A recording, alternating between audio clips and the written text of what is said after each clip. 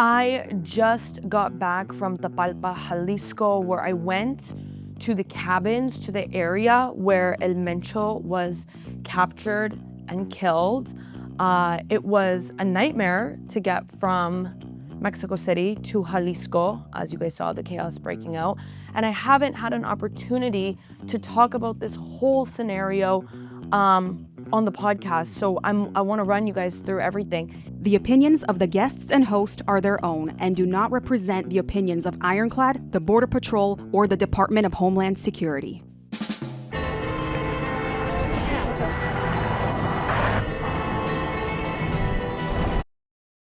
Thank you guys so much for tuning into this episode of Borderland Dispatches, an Ironclad original with yours truly, Katarina Szulc. I am exhausted, as you guys can probably imagine. When news broke, I kind of want to run you guys through my reaction to the news breaking and then what I saw and now what I think is going to happen going forward. When the news broke that El Mencho had been swarmed by Mexican forces, captured, and later died from his injuries of the operation while he was in transport to Mexico City, I obviously knew I had to get over there.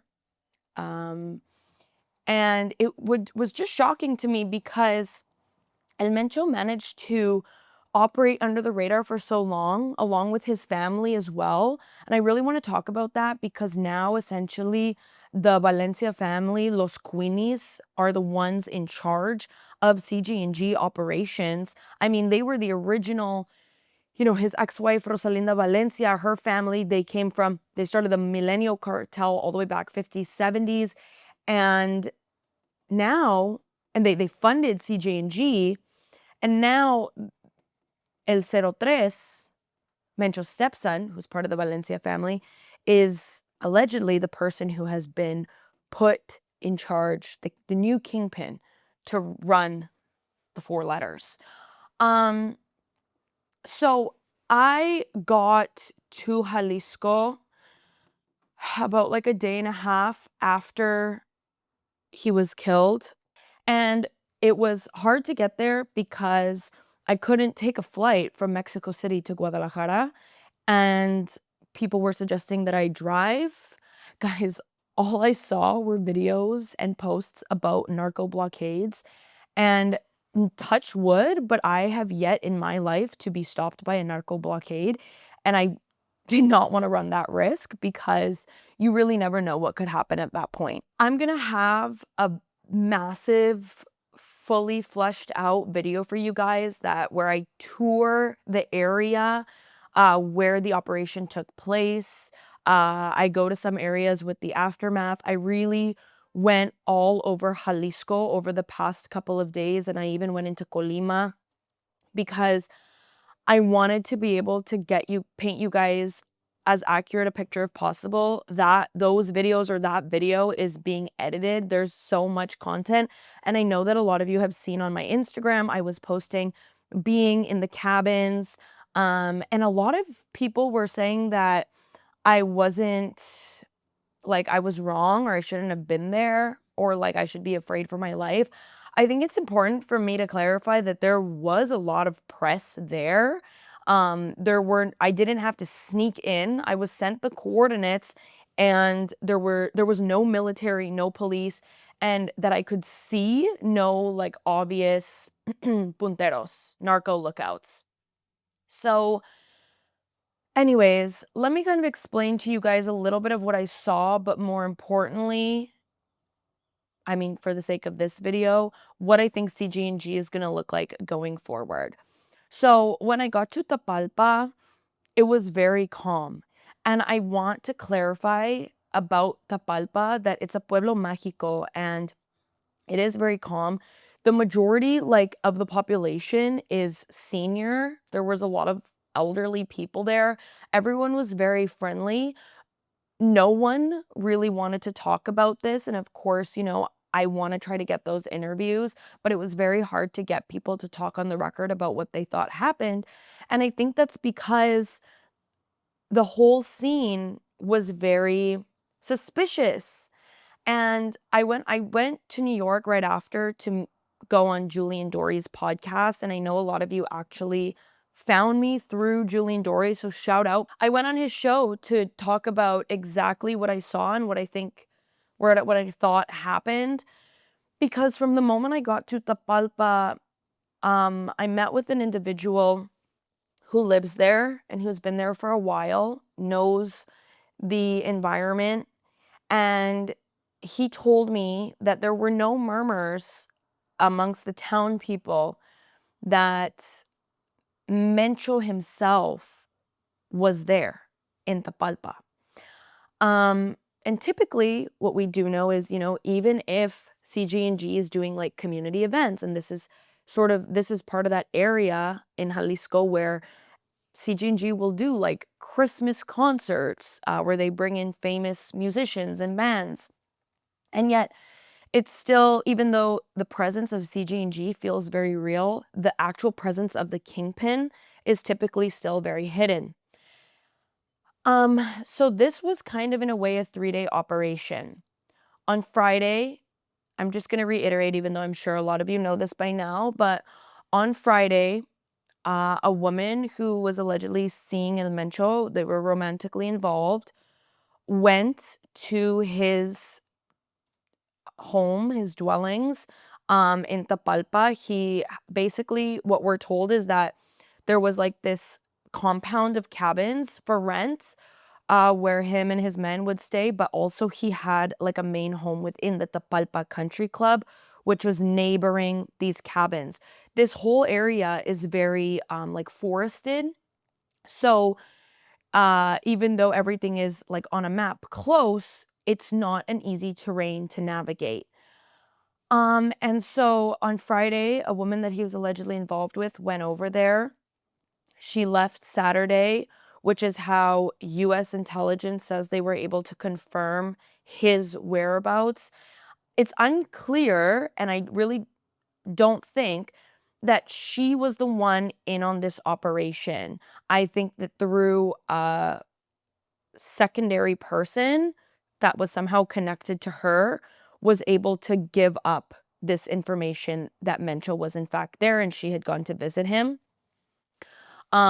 If the woman who was involved with him is the woman that everyone is speculating that she is, a Jalisco heiress, I really just don't believe that she would have dimed him out. I have a lot of reasons for that. I think I get into that a bit on Julian's podcast. But right now, let's just stick to kind of some of the facts here. So on Saturday, she leaves. His location is confirmed. On Saturday night, two that I know of for sure, two military helicopters are circling Tapalpa, are kind of doing intelligence over this area. A lot of people I spoke to in this area saw and heard these helicopters, but Mencho stayed.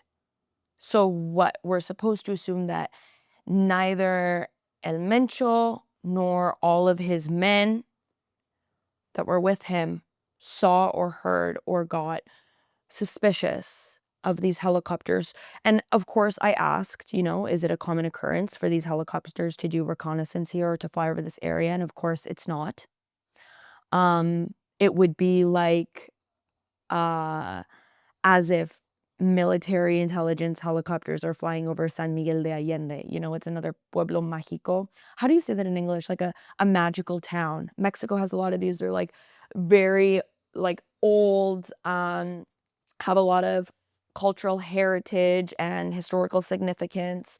Very beautiful. Honestly, when I was in Tapalpa, it in a way felt like I was on vacation. Like I wasn't, and I was working, but it was one of those very few times where I get to go on a work assignment and I'm like, this is beautiful, and I feel incredibly safe. It's funny too, because everyone was freaking out like, Katarina, are you not afraid? It's kind of like going to an area where someone was just murdered. It's probably going to be like the safest place in the world at that point because the crime has already occurred. It's the likelihood of it happening there again or something else happening there is very low. At least that's the way that I think about it. So, no, I wasn't afraid. I was just really curious to see what the hell was going on. So yeah, Saturday night, those helicopters are circling that area. Early Sunday morning, El Mencho and his men, like this cabin area, is swarmed by the Mexican military. To paint you guys a picture, and you guys will see this in the video because I also grabbed drone footage of the entire area, but there's a highway that leads to a little road that takes you all the way up. It's one road, takes you all the way up to the cabins. In between the cabin compound and the highway, it's just filled with forest. By the time I got there, because of the firefight that had ensued between the forces and Mencho's men, that entire forest area between the highway and the cabins was scorched to a pulp. Okay, it's all black and charred. Some of the areas were still smoldering. I walked through there. I found fragments of grenades, bullets, shell casings, and some areas where there were puddles of blood. At that point, they were already, what's the word, like coagulated? I think, is that how you say it? Please don't come for me. That was allegedly in the forest area where the main conflict took place. Now, once you get to the cabins, there's like a parking lot before you have to kind of walk up the winding hills to weave in between the cabins. And in that parking lot, there was a parked white pickup truck and a toppled over motorcycle that someone ended up picking up. This is like one thing that everyone has to keep in mind. There were so many people who had already been at the scene, or like at the same time we were like swarming the scene, that it's hard to take anything that I saw for face value because so many people had been there already. Okay, we don't know what was there that was already left like that. What are the remnants from the original operation? If the Mexican government actually already did a sweep through and tried to like clean up the area, I don't know. Also, yeah, I agree with a lot of your guys' comments. Super weird that anyone and everyone could literally just drive up to this area and walk through it. I know, and I saw your guys' comments being like, that's weird, how did you get access? It's a fair question, but when I'm getting the access, that's not what I'm gonna be asking, because I would rather ask for forgiveness than for permission. I spend a lot of time reporting from places where comfort is typically not the priority, and so when I am home, a good sleep really matters to me. I got a Luxe foam mattress from GHOSTBED, and honestly, my reset days have completely changed. It's medium firm and supportive underneath. I don't get too hot, it keeps me cool, and I can finally rest even when I'm jet lagged. It really has been game changing, and I've always struggled with being able to have the perfect sleep environment and mattress that can actually allow me to completely unwind for the day and relax. If you've been thinking about upgrading your mattress, GHOSTBED is definitely worth checking out. Go to ghostbed.com/ironclad and use code IRONCLAD to get an extra 15% off site-wide. Thanks again to GHOSTBED for partnering with us so I can make dispatches happen and I'm fresh when I'm shooting these episodes. What we do at Ironclad doesn't happen by accident. It exists because a small number of brands choose to stand behind us. These are brands that believe in the same things we do: craftsmanship, independence, and building something real that lasts. Norwood Sawmills is one of those brands. They believe in the people behind the network, the builders, the landowners, the doers, and the craftsmen who value control over their work and pride in how it's done. That alignment matters to us, and it's why we're proud to stand with them. Norwood Sawmills designs portable sawmills that give you the ability to make your own lumber on your land, on your timeline, without sacrificing quality or performance. For over 30 years, they've been building equipment that's engineered to last and designed to grow with you, whether you're a serious DIY builder or a professional sawyer. If you care about quality, if you care about independence, and if you're considering investing in your land, your projects, your long-term capability, Norwood is worth your time. We encourage you to support the brands that support this network. To learn more, explore their portable sawmills and talk directly to their team at NorwoodSawmills.com. In this like parking lot area, there was one little puddle of blood. There were some shell casings, and one really weird smear of blood on the white pickup truck. None of the vehicles had bullet holes or anything like that. I made my way through the cabins, and it just seemed weirder and weirder as I kept going because, to be completely honest, these cabins gave me the impression that they weren't actually even being lived in, okay? The curtains were extremely dusty, as if they hadn't been opened or moved in months.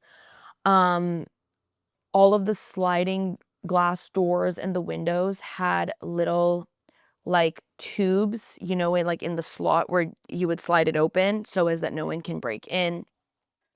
In one of the cabins, one of the TVs was clearly stolen. I noticed it right away because there was the mount on the wall. The TV wasn't there, and I was like, I think there would be a TV here. And then sure enough, the like arm and the tools to mount and unmount the TV were like just scattered behind the couch. I don't know what happened there, but I always, after these operations, I always try to look for like stolen items because it's a very common phenomenon that happens. There was food left out that was very rotten. Uh, I got there, like a day and a half after the operation had taken place, and that the fruit that was left out in these very cool cabins looked at least a week old. I mean, the level of mold that was on them. And I did double check this, guys. I actually asked a girlfriend of mine who that's actually her job. She's like chemist. And so aside from that, there were a lot of personal belongings still scattered everywhere. So a lot of socks and underwear everywhere. And it almost looked like, that whoever was staying there didn't bring like enough stuff. It's like me when I go on assignment and I end up having to stay for longer, where I'm like washing my socks and underwear in the sink and leaving them out to dry. That's what this picture was painting here, that whoever was staying there, it looked like there were a lot of people that could have been circling through these cabins, was having to recycle their personal belongings. A lot of signs that people were having sex there. So there were Viagra pills, bottles of lube, and then oddly enough, and you guys will see this in the video, there was a little barbecue on the lot filled with ash. And, when I got there, I knew that other reporters had been there already, and I kind of wanted to look in places maybe. I didn't go there to just take pictures and file them. I really wanted to know what was going down, what had happened. You guys know I've been covering this for a while, and I've studied Mencho and I've studied CJNG, and so there were things that I knew would stand out to me. And in this little barbecue, it was filled with ash, and I kind of just started digging through the ash, and I found it literally felt staged when I saw this, and I think I even say that in the video. I'm like, people are gonna think that this is fake, because I mean, thought it was. As I was going in there, there were literally 2 passport-sized printed out selfies of 2 women. And it looked like someone had tried to discard them in the barbecue, but they weren't burnt. They were like a little, like corroded, but nothing significant. And it gets you thinking, right? If there were signs of people having sex at this compound, I reported on Rancho Izaguirre, the extermination camp run by CJNG that was around 60 kilometers outside of Guadalajara. They were bringing women there to use them as sex slaves.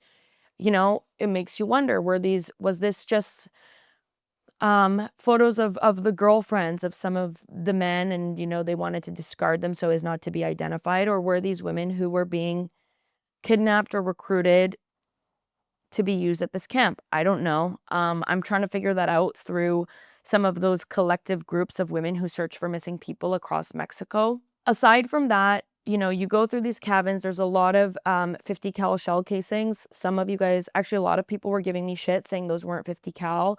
I apologize for the shitty way that I actually showed the angle of those casings. They were 50 cal. I know for a lot of you guys, you don't like to believe that a young woman can actually go into this sort of hostile or unfavorable environment and actually know her shit. But one thing about me is I do. So if you're gonna question what I'm doing, please make sure you're right, because you just look like an idiot. They were 50 cal shell casings, but there were no bullet holes or really any damage throughout any of these cabins. In one cabin, one of the windows on the sliding doors was smashed inwards. All the glass was on the floor inside, but the net on the outside of the door was completely intact. And there were no shell casings in that cabin. It was simply literal intact bullets. I started to have a lot of questions, and at one point I actually started to get very frustrated because it didn't look, none of what I was seeing added up to me. But at the same time, I wasn't getting much information from the Mexican government. You know, US said they helped with the intelligence, handed it to Mexico on a silver platter. Mexico went and did the operation, and it was quote unquote successful. As you guys know, I'm always extremely critical of what I hear directly coming from the Mexican government. And I'd also like to say that after this operation, we saw a ton of chaos unleashed in Mexico for one day because El Tuli, a commander of the CJNG, who was in El Grullo, which is a stronghold for CJNG in Jalisco, sent out an order to basically declare war against the Mexican federal government. And he was the one who sent out the order for $20,000 pesos per head. So anyone who killed a Mexican National Guard officer would receive 20,000 pesos. El Tuli was later killed, struck down by a minigun from an aircraft in El Grullo. He was trying to escape from El Grullo to Outland. This is extreme CGNG stronghold. I actually think this past Christmas was where we saw a major CJNG Christmas concert, festival, fair type of thing in Outland. So you guys can only imagine. El Tuli was then killed because he was the one who put out the orders to declare war against the Mexican federal government. This so-called war, and I was calling it that, only lasted a day. Let's talk about the kingpin strategy as a whole. When you chop off the head, it's like a hydra, and two bigger, badder ones grow back. That's not what we saw happen here. And to me, that was just extremely odd, because you're telling me that out of the blue, the Mexican government takes out El Mencho, one of the most powerful kingpins in Mexican cartel history, who runs the most expansionist, powerful, and violent cartel in Mexico. We see one day of chaos, buses burning, National Guard members being gunned down, and then El 03 is the replacement, and everyone just accepts that. We haven't seen any infighting. We haven't heard any murmurs of El Jardinero or El Yogur or El Sapo. The list goes on of chain of command trying to go in and vie for that kingpin role. It just doesn't add up. I mean, look at my coverage from Sinaloa following the capture and kidnap and the fucking extradition that wasn't an extradition of El Mayo. That war is still going on. So this doesn't fit the textbook aftermath of the kingpin strategy. And I have a lot of questions, as I'm sure you guys do. In the video you guys see where I take you on a tour of the entire compound, you'll see that I'm getting frustrated with the amount of questions I have. Now, I was not able to get into El Mencho's house that was on or in the Tapalpa Country Club. When I got there, it's like a gated country club, and there were two, at least that I saw, two cartel lookouts outside, and there was no security in the little boxes to buzz you in and lift the arm so we could drive in. And when I tried again, the following day, there was military presence, and they said there was a government order that no press could actually get into that main house in the country club. So I was able to go through the cabins, that compound of rental cabins, but I wasn't able to get to his house in the country club, and I think the only news outlet that was able to do so and published photos of it was Reuters. Trust me, guys, I tried. I even took out cash. It just wasn't possible. Right now, El 03 has been put in command of CJNG. There doesn't seem to be any infighting as of right now. The Queenies, or the Valencia family, previously the Milenio Cartel, this basically the fucking Kennedys of Mexico, are running CJNG. We never got to see a body of El Mencho. He was buried in a gold casket. Super ostentatious. Also, a total slap in the face to so many people who are victims of the CJNG. The CJNG supplemented in the epidemic of missing people in Mexico, honestly, more than any cartel. Jalisco has, for the longest time, had the highest number of missing people in all of Mexico. I'm putting out an article, I think, today on The Spectator, if you guys want to read it, of really all of my thoughts, and it's kind of in like a more organized way. Every time I've been having people ask me questions about what I saw and what I think happened, it's hard for me to wrap my mind around everything that I saw, heard, and questioned.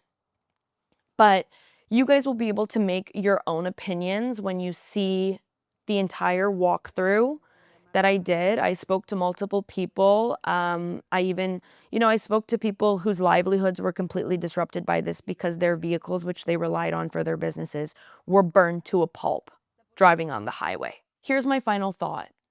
I don't think that we were given enough information on an operation that typically both governments, the US and Mexico, would have absolutely loved to have rubbed in our faces and in the faces of cartels and law enforcement.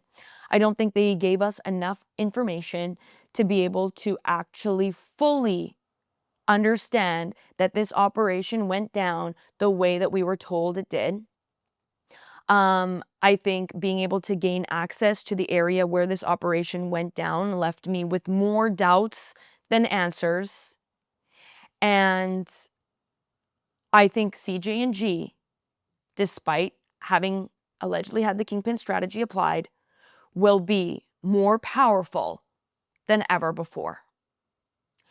Thank you guys so much for tuning in to this episode of Borderland Dispatches, an Ironclad original, with yours truly, Katarina Szulc. These are just some thoughts right off the bat. I literally just got back from Jalisco and have not even had time to take a breath. But you guys will be getting all of the Mencho content, so please stay tuned. And thank you guys always for supporting and watching. As always, see you next time.